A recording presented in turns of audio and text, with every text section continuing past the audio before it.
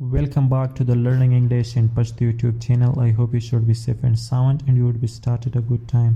قدرمنو سلامونه مې ومنئ فرید الله سمسور یم او په نننۍ ویډیو کې تاسو ته د انګلیسي سل هغه مهمې جملې چې موږ او تاسې په ورځني ژوند کې ورسره زیات مخامخ کیږو او په وټ سره پیل شوي وي غواړم چې په دې ویډیو کې تاسو ته وړاندې کړم راځم اولې جملې ته What is your name؟ د ستا نوم څه دی؟ My name is اکبر زما نوم اکبر دی What is your last name؟ ستا تخلص څه شی دی؟ My last name is امیری زما تخلص امیری دی What is your village name؟ ستاسو د کلی نوم څه شی دی؟ My village name is متون زما د کلی نوم متون دی What is your family name؟ ستاسو کورنۍ نوم څه شی دی؟ My family name is زدران زما د فامیلی نوم زدران دی What is your father name؟ ستا د پلار نوم څه شی دی؟ My father name is هلال زما د پلار نوم هلال دی What is your job؟ ستا دنده څه شی ده؟ I'm a student زه یو زده کوونکی یم What color do you like؟ کوم رنګ دې خوښیږي؟ I like yellow color زما ژیړ رنګ خوښیږي What are you doing now؟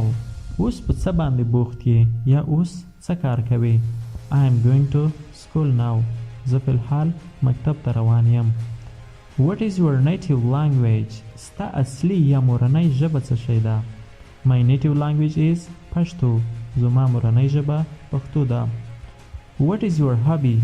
ستا د خوښې کار څه شی دی My hobby is playing cricket with my friends زما د خوښې کار زما له ملګرو سره د کرکټ لوبه ده What are there in your pocket؟ ستا په جیب کې څه شی دی Just my own pens and money یوازې زما کلامونه او پیسې دي What are there in your luggage؟ ستا په پانډه یا پیټي کې څه شی دی Luggage پانډه یا پیټی Just my brother's clothes and shoes صرف زما د ورور جامې او بوټان دي Clothes جامې یا لباس یونیفورم ته وایي او شوز یا بوټانو ته ویل کیږي What is your great ambition؟ لوی ارمان یا هیله دې څه شی ده My great ambition is to be a good English teacher زما لوی ارمان دی چې د انګلیسي یو ښه استاد شم What do you want to become in the future؟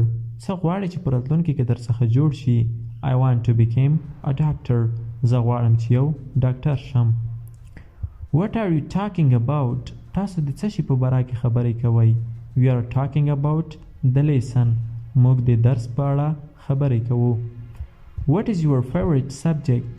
د خوښې مضمون د څه شی دی My favorite subject is English زما د خوښې مضمون انګلیسي ده What is your nationality؟ ستا ملیت یا طبیعت څه شی دی My nationality is افغان زما nationality یا ملیت یا طبیعت چې دی هغه افغان دی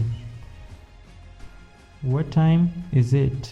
څو بجې دي یا څه وخت دی It is 3 o'clock 3 بجې دي It is quarter to 8 پاو کم 8 بجې دي Quarter پاو ته ویل کېږي یا 15 دقیقو ته وایي It is quarter past 2 پاو باندې 2 بجې دي It is 4 and half څلور نیمې بجې دي It is 9:30 9 نیمې بجې دي What time do you go to school؟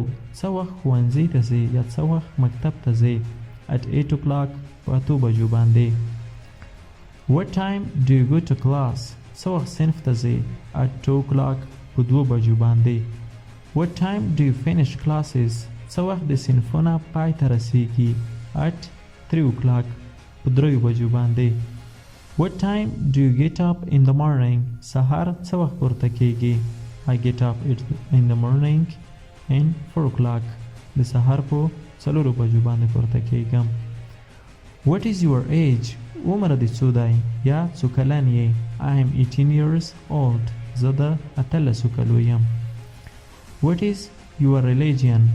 دین دې څه شی دی My religion is Islam زما دین چې دی هغه اسلام دی What is your sect؟ مذهب دې څه شی دی Sect مذهب ته وایي My sect is حنیفي زه د حنیفي مذهب پیرو یم، یا زما مذهب حنیفي دی.